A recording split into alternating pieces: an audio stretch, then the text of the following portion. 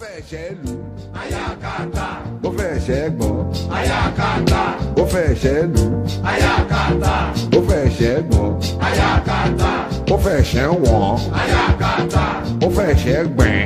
Ayakata. Ayakata. Ayakata. Ayakoto. Ayakata. Ayakiti. Ayakata. Ayakutu. Ayakata. Ó fẹ́ ṣẹ́ lù. Et qu'ils sachent que je ne veux pas les laisser tranquilles. Tu ne peux pas laisser un prédateur. Un prédateur a droit à deux choses. Soit disparaître, soit se remettre en cause. C'est tout. Quelle est la voie que vous choisissez? Je choisis celle de la disparition. Pourquoi? C'est pas dur. Vous savez qu'est-ce que vous causez quel est le tort que vous pouvez causer à une société pendant ne serait-ce que 2 mois quand vous êtes dans la prédation? C'est dangereux. C'est une histoire. C'est-à-dire, normalement, on devait réviser les lois pour dire que ceux qui posent des actes et qui sont des prédateurs et que les preuves sont constituées et matérialisées doivent passer à la cime. C'est ça qu'on appelle la cime, non? La chaise électrique. Oui, c'est de ça qu'il s'agit. Donc vous êtes pour le registre de la mort? Le registre de la stabilité. Vous pensez... Ce dont je veux partager avec vous concerne la gestion de nos passeports, les gars. La gestion de nos passeports, nos cartes d'identité et même nos actes de naissance. Le circuit de faux timbres au ministère des Relations extérieures, que vous appelez vulgairement le Minerex, organisé et entretenu par un certain Félix Bayou, le secrétaire général de ce ministère-là, des Affaires étrangères. Oui. Un homme d'État dans le trafic. Vous avez déjà suivi son nom impliqué dans beaucoup de choses. Les faux passeports diplomatiques, faux passeports ordinaires, faux passeports de visa. Son nom est toujours impliqué. Je ne sais pas pourquoi on ne prononce pas le nom de quelqu'un d'autre, rien que lui, mais il est toujours là. Dans le même registre, dans des sociétés qui ne servent à rien, qui sont dans le braquage des caisses de l'État, dans le même réseau, nous avons une société, celle-ci n'est pas étrangère. Ceci n'est pas une société étrangère, les gars. Ceci est une société, la fondation même de tout le braquage dont je suis en train de vous parler là. Elle est une société camerounaise. Gérée et contrôlée par un agent de l'État, pas des moindres, un secrétaire général au ministère des Relations extérieures, Félix Mbayou, que vous voyez là. Cette société a la particularité, comme lui-même le dit dans une lettre, je vais vous la lire parce que vous savez, le CCT a la particularité ici de dire des choses avec des références et des preuves. Nous pouvons nous justifier à n'importe où, commençant par la justice divine de Dieu. Cette société a la particularité, ça c'est la seule société, en fait pas la seule, elles sont comme ça, les sociétés fictives au Cameroun, elles sont nombreuses. Alors, bon, on sait quelque chose. Elles sont comme ça nombreuses au Cameroun, c'est-à-dire qui emploient les fonctionnaires de l'État qui travaillent dans une société privée. Alors, cette société, donc, les salariés fonctionnaires de l'État, ils développent des vignettes de visa qu'ils fabriquent eux-mêmes. Hein. Ce n'est pas réellement une vignette, mais c'est ce qu'on appellerait, c'est tout simplement un autocollant. Un autocollant qu'ils impriment eux-mêmes à partir des imprimantes ordinaires, alors même que les services de police, de la GSM, disent qu'eux ne reconnaissent pas ces vignettes-là. Et même M. Bayou va reconnaître ça dans une lettre ici, il dit que non, ce n'est pas tout le monde qui utilise ça. Voilà un service de l'État, quelque chose qui est au service de l'État, dont toute l'administration ne peut pas utiliser, pour les raisons que nous allons tous découvrir ensemble ici ce soir. Alors, cette situation inédite, qu'un responsable de l'État du Cameroun utilise les bureaux de l'État, fait son commerce, toute une société de braquage à l'intérieur de l'État,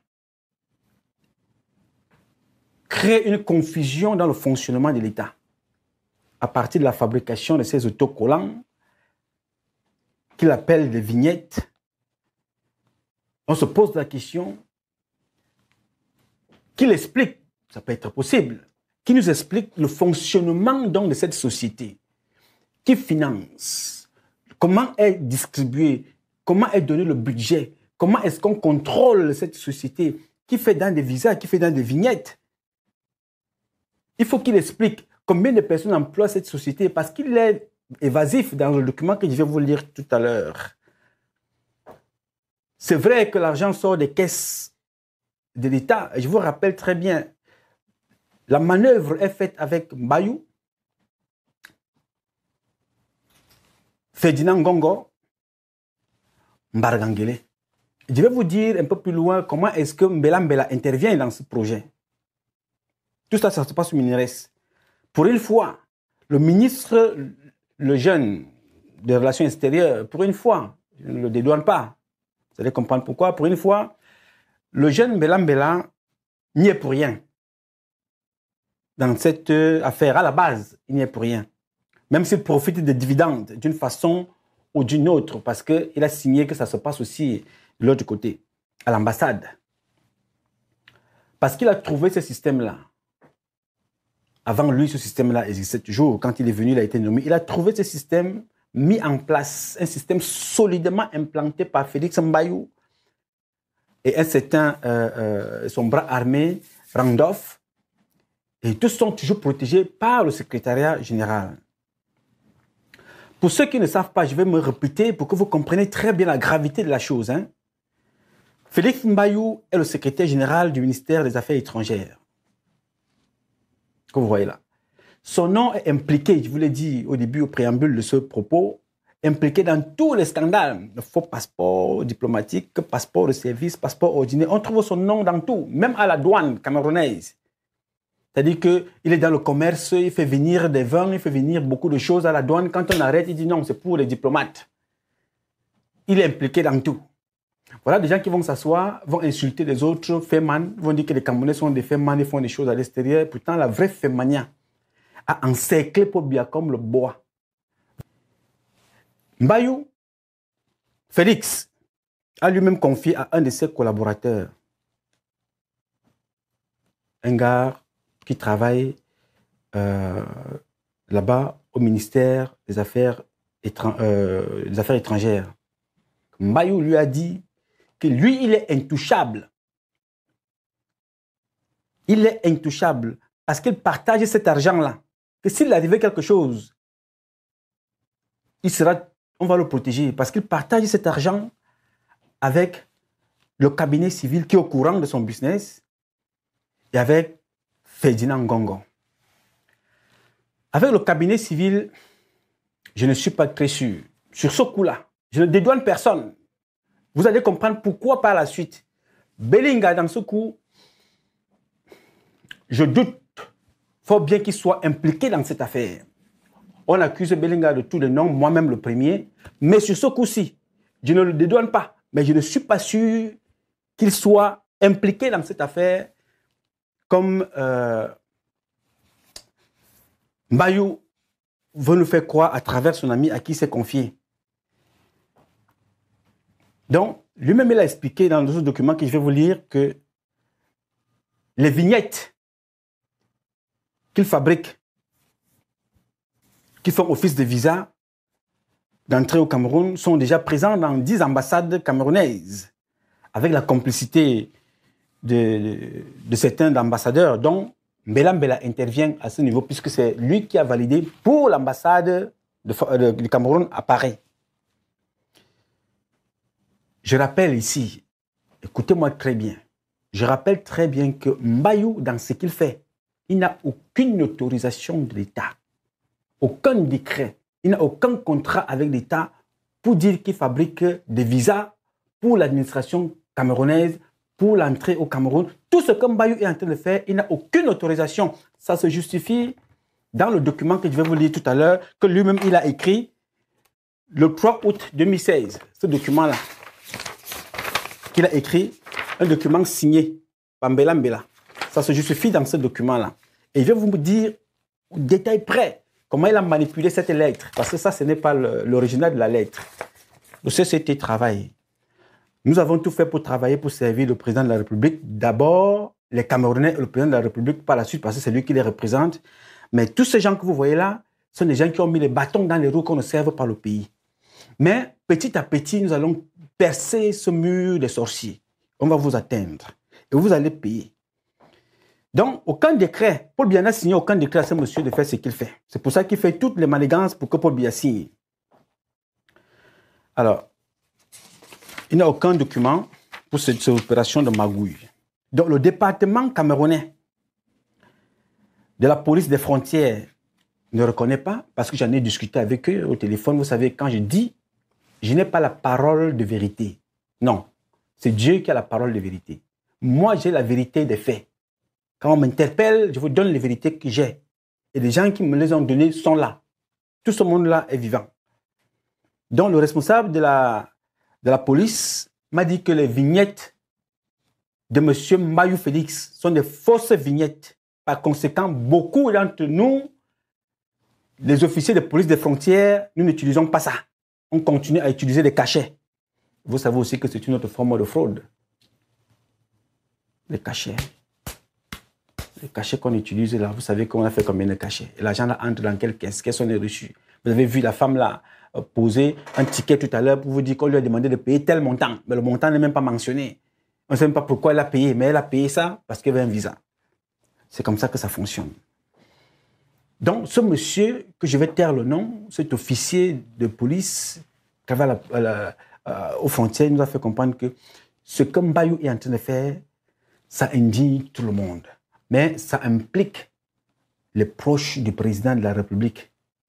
Que tous les rapports que nous faisons, nous policiers, ne peuvent aboutir à rien du tout parce que Mbayou, Félix, mange avec toutes ces personnes qui sont capables donc de dire la vérité au président, et ces personnes-là qui encouragent Mbayou à faire ce que vous voyez là. Y compris les véritables amis du président, et avec à leur tête, M. Mbargangele. Racontez-nous ça, Guy Parfait-Songhé. Il se trouve que qui sont-ils? Ce sont les monstres que ce régime a fabriqués, qui maintenant sont devenus les plus dangereuses personnes que le Cameroun puisse connaître. Et ces personnes, n'ayant pas trouvé les moyens les plus faciles de faire tomber le chef de l'État actuel, ils ont trouvé les méthodes les plus explosives, les plus terribles. Comme Ferdinand Ngongo prend de l'argent auprès de la société de la rue, il va tout faire pour ne pas respecter le choix du président, de peur de perdre ses intérêts avec la compagnie de la rue, que je vous rappelle encore, paye 13 milliards de francs CFA par an. Que même vous qui n'êtes pas sûr de voyager un jour, on prélève votre argent pour payer de la rue, et de la rue partage l'argent là avec Ferdinand Ngongo et les autres. Et pour rien au monde, Ferdinand Ngongo ne va accepter perdre tous ses avantages de corruption. Et de l'autre côté, le même Ferdinand Ngongo protège un autre braqueur des caisses de l'État qui s'appelle Félix Mbayou. En contrepartie, Félix Mbayou doit lui reverser une partie des recettes vendues par la compagnie illégale appelée Diplomate, qui exerce sans décret, sans contrat. Le président n'a pas signé un décret pour dire à cette compagnie que voilà, fabrique les vignettes ou bien les fausses vignettes de Tokolan et whatever it is. Ngongo prend aussi l'argent là-bas. Pas de contrat, rien. Mais ça fonctionne. Et c'est dans cette complicité des réseaux qui entourent Paul Biya que nous avons connu à l'époque à Paris. C'est moi d'ailleurs qui avais dénoncé cette affaire. Un certain Patrick, je ne sais même pas comment ils font pour porter ce nom saint, parce que Patrick, c'est un nom saint. Je ne sais pas comment certains sorciers font pour le porter, mais bon. Tiens. Travaillant à l'ambassade du Cameroun, au service consulaire, précisément au département des passeports, avait également réussi à faire ce que Mbayou est en train de faire. C'est-à-dire, il a fabriqué ses propres timbres. Il venait vendre à l'ambassade. C'est-à-dire, quand il vend 2 timbres de l'État, il vend 18 timbres pour lui-même. Il met l'argent dans la poche. Faux timbres des passeports qui vendaient aux demandeurs de visa et tous ceux qui voulaient acheter renouveler leur passeport. Le jour qu'il avait été arrêté et dénoncé, on a découvert le poteau rose que nous avions dénoncé, et ça prend toujours du temps. Il a dit ceci: si je suis traîné en justice, je vais dénoncer tout le réseau. Je vais dénoncer tout le réseau. Et quand il a dit ça, l'affaire a été classée sans suite jusqu'à ce jour. Il travaillait à l'ambassade du Cameroun. Il avait une longue tête comme ça, là. Quand vous entrez à l'ambassade, son bureau était de l'autre côté. Allez, dès que vous traversez le service d'accueil, vous montez les escaliers, là, son bureau était à gauche, à l'extrême gauche. C'est là où son bureau était. En face, pas le bureau d'Ongolo, le fils du prêtre. Derrière le comptoir, le bureau de ce monsieur-là était là à gauche. Patrick. Et à l'époque, qui était son chef hiérarchique à l'époque, quand il faisait ça? C'était le consul général Ekanin Kwale. Et quand il te parle de dénonciation, de dénoncer tout le réseau, c'était commencer par Ekanin Kwale et poursuivre le reste. Voilà donc la République pour laquelle ces gens-là nous ont donc monté à combattre le président Biya pendant qu'ils font leur business derrière. Voici donc une bande de dirigeants incompétents qui a plongé tout un pays dans un régime de voleurs. Et Paul Biya est le premier comptable. Le premier. Voici donc une bande de dirigeants incompétents qui ont plongé tout un pays dans un régime de voleurs. Tous les Camerounais sont jugés maintenant en fonction de ce que notre pays représente. On porte 2 médailles de pays les plus corrompus. Pourtant, tous les Camerounais ne sont pas corrompus.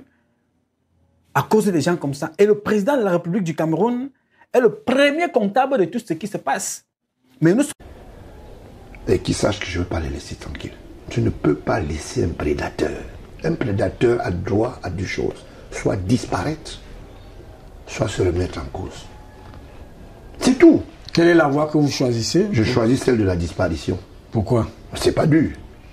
Vous savez qu'est-ce que vous causez quel est le tort que vous pouvez causer à une société pendant ne serait-ce que 2 mois quand vous êtes dans la prédation? C'est dangereux. C'est une histoire. C'est-à-dire, normalement, on devait réviser les lois pour dire que ceux qui posent des actes et qui sont des prédateurs et que les preuves sont constituées et matérialisées doivent passer à la cible. C'est ça qu'on appelle la cible, non? La chaise électrique. Oui, c'est de ça qu'il s'agit. Donc vous êtes pour le registre de la mort?